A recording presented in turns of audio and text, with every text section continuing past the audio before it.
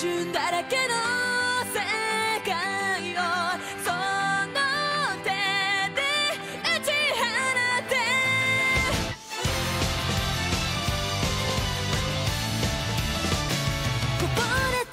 Sword Art Online 2, the sequel to 2012's massive hit.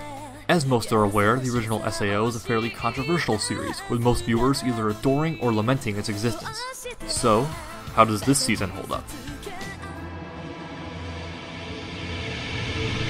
SAO2 is very cleanly split into 3 story arcs, being Phantom Bullet, Caliber, with a U, and Mother's Rosario. Phantom Bullet chronicles the continuing adventures of Kirito, as he is tapped by the government to investigate Gun Gale Online, a dystopian shooter quite divorced from the fantasy setting and close-quarters sword fights he's familiar with. In the game, a mysterious avatar by the name of Death Gun has been shooting people with his Death Gun. Not even kidding, it's what it's called. And the players who got shot have apparently been dying in real life for no discernible reason. Caliber, the shortest arc, has the Harem plus Klein take on what seems to be a regular Alfheim quest, which quickly blossoms into a race against time with vast consequences. Kind of. Mother's Rosario fills out the season and focuses on Asuna as she helps the guild, the Sleeping Knights, chase their dream of defeating an Aincrad boss, subsequently getting their names emblazoned onto the castle's wall. However, there is more to this guild and its leader, Yuki, than meets the eye. The overall plotline of Phantom Bullet I actually liked a lot. The mystery is set up well enough, and some twists in Death Gun's past and his relationship with Kirito to provide a nice wrinkle to the story. The pacing's a bit slow, granted, but at least it takes the time to develop rather than rushing to a conclusion. The worst I could say about Phantom Bullet is that there were too many conveniences. Off the top of my head, I can think of 2 or 3 events that went Kirito's way simply due to chance. Those of you who saw the arc's final episode will know exactly what I'm talking about. Caliber is by far the easiest to talk about because the plot, or at least its presentation, is weak. This arc is meant to be a breather of sorts between the show's heavier storylines, allowing the characters to interact a bit, and it shows.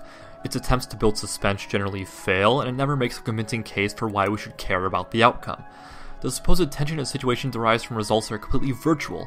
Why does it matter if the elephant octopi are wiped out and frost giants attack Alfheim? On the contrary, that actually seems like a pretty badass questline. For what it's worth, however, Caliber's character moments do skirt by fairly well, and it provides some screen time for the show's more neglected characters. Plus, if you approach it with the mindset of just a fun, meaningless adventure, you'll probably have an okay time. Mother's Rosario, the second major arc of the season, is a bit of a departure due to its focus on Asuna over Kirito. Throughout these episodes, she juggles making friends with Yuki and a relationship with her stern, prim and proper mother. Both conflicts are carried through to the end without really any major stumbles, though ironically one could argue that Mother's Rosario suffers from the opposite problem of Phantom Bullet, and that its pacing is too fast.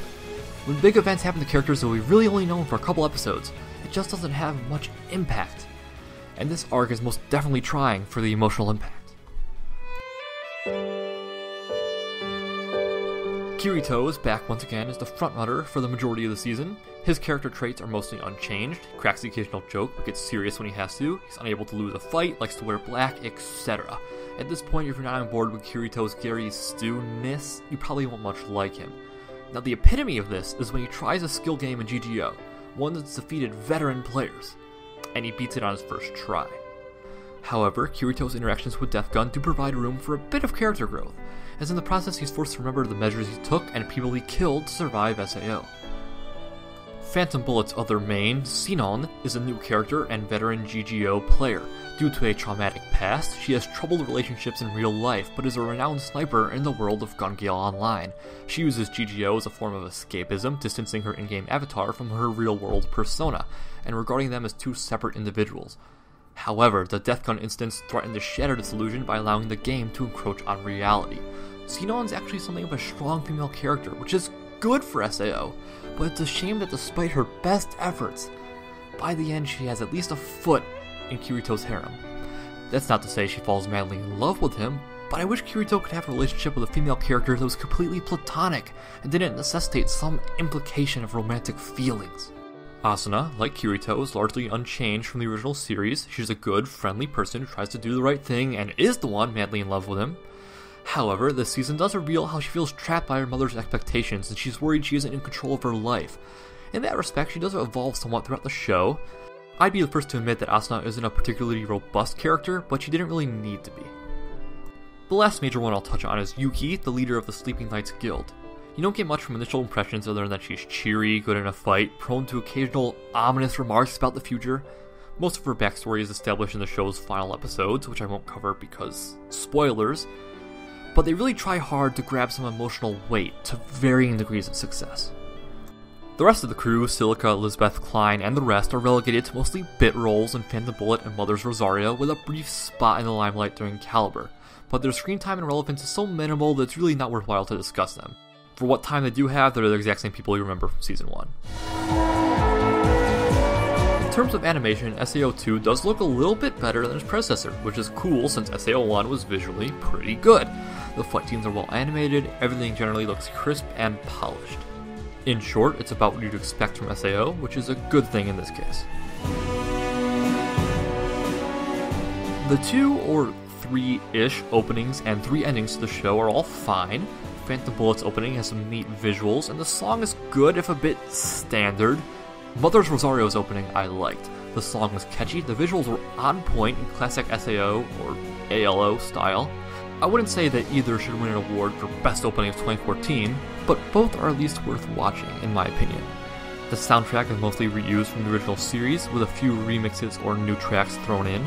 I wouldn't say that's a bad thing, because I actually liked SAO1's soundtrack a lot, but it's disappointing that so often they decide to fall back on old tracks rather than use new ones.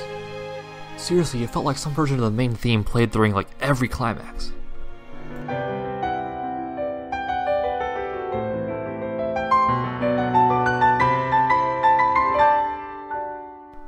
Would I say SAO2 is better than the original Sword Art Online?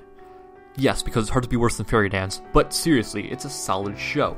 An actually decent plot, for the most part, at least a little growth for its old characters, and solid work on the new ones, strong animation as expected, and a soundtrack that, while mostly reused, is still effective.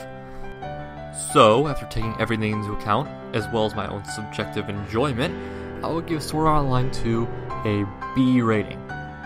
For me, it was a good watch, but you have to know what you're getting into. For better or worse, depending on the viewer, it does differ from the original SAO. If you adored the Oncred arc in the original, chances are this won't live up to it. But if you weren't much of a fan of some aspects of SAO1, you might find more to like here. And if you despise the original, chances are you'll hate this one too. I mean, what do you expect? Sword Art Online 2 is currently available from Crunchyroll for legal streaming, in North America, at the very least. And that'll do it. Thanks for watching, have a great day, leave any feedback in the comments, and see you next time.